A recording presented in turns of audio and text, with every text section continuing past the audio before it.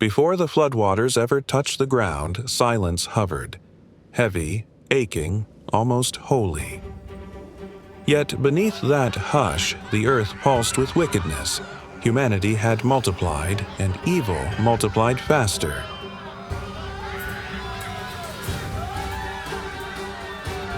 Valleys echoed with violence. Lust paraded through lamp-lit streets. Shrines of power rose on every ridge, each more brazen than the last.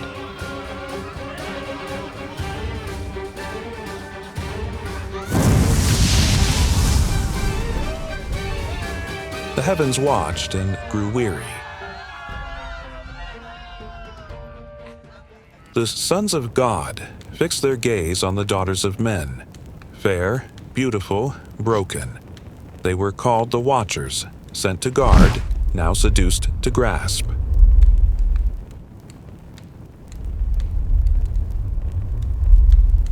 From their union came the Nephilim, giants of blood and fear, born of rebellion.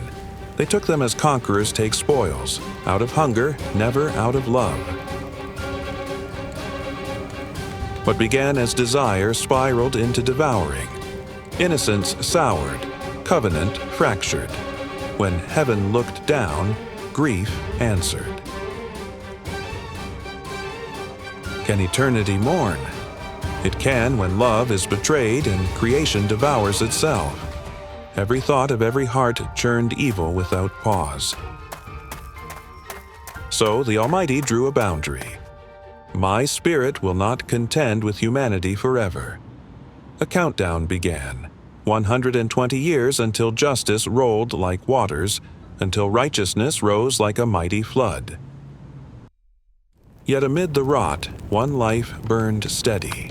Noah was not perfect, but he was faithful, blameless in his generation. While the world sprinted toward oblivion, Noah walked with God.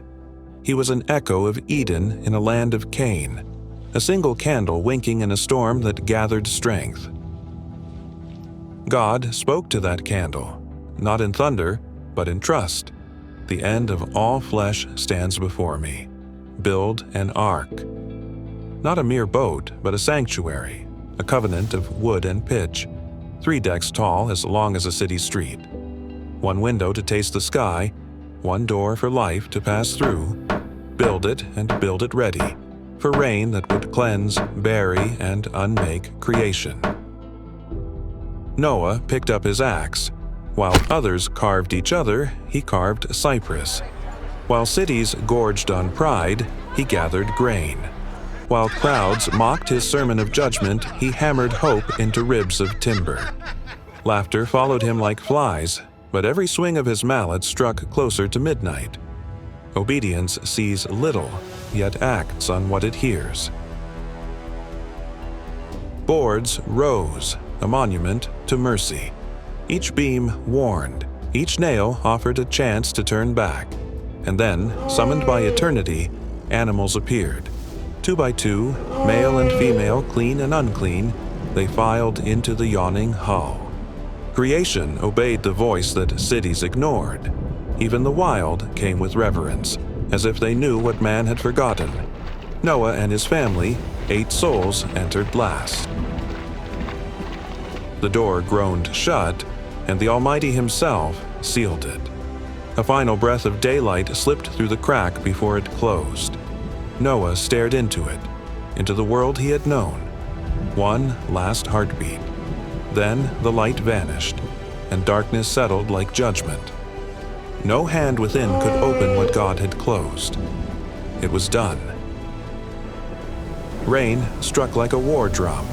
The sky tore open. Subterranean fountains exploded. Earth drowned from above and from below. Mountains vanished. Monuments gasped once, then were gone. Every breath stilled. The ark alone floated, adrift yet ordained. But outside the ark, chaos reigned. People scrambled to high ground, screaming, clawing, pulling their children behind them. They slipped in mud, clung to rocks, watched their homes vanish beneath rising waters. Idols tumbled from altars. Fires were swallowed. Lovers cried out names, but the rain answered nothing. Panic rose like the flood itself, desperate, shrill, unbearable. But the ark was gone, and no hand could reach it. 150 days passed. The torrent eased, then withdrew. The ark drifted through a horizonless world. Faith meant stillness. Fingernails dug into hope. Then God remembered Noah. Not forgetfulness, but movement. The rain stopped. Springs sealed. A wind breathed. The hull struck ancient rock, Ararat. Noah released a raven. It wandered, never returned. A dove followed, gentle, searching. She came back empty. 7 days passed. She returned at dusk with an olive leaf. Life endured. 7 more. She never came back. Hope did. Noah peeled away the covering. Cool air spilled in. He stepped onto ground washed clean, a world newborn and waiting. His first act was not farming or building, it was worship. Stones, still wet with judgment, became an altar. Fire leapt heavenward, a fragrant confession that breath itself is gift. The Lord inhaled and spoke promise. Never again will I curse the ground because of humanity.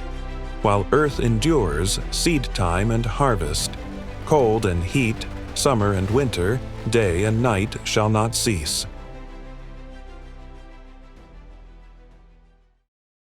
And then, light bent. The sky, cleansed but still weeping, broke into color. God arched a bow across the clouds, once a weapon, now a witness. Its curve no longer aimed at man, but above him, a banner of peace held high by hands that had judged. Every hue declared a vow. Justice remembers mercy. Wrath bows to covenant. The storm had passed, but the promise never.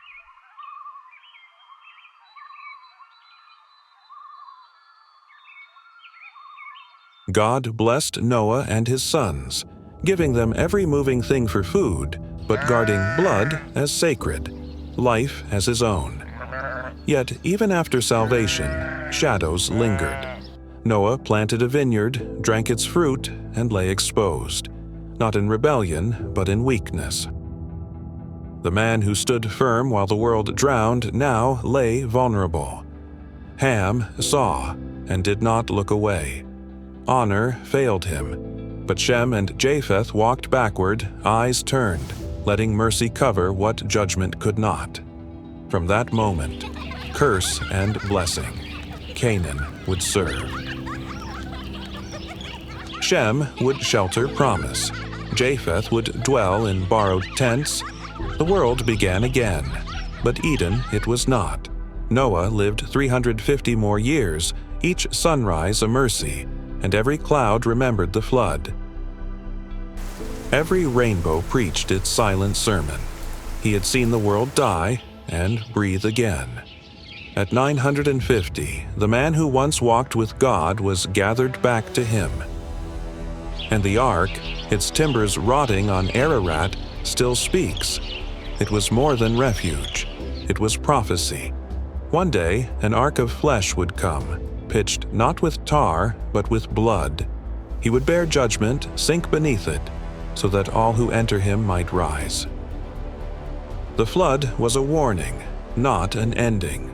The bow still hangs, the covenant still holds, and the voice still calls, "Come into the ark before the rain returns." If these words moved you, leave a like. If you hear the voice calling, subscribe. Some stories are told to be remembered, others to awaken before it's too late.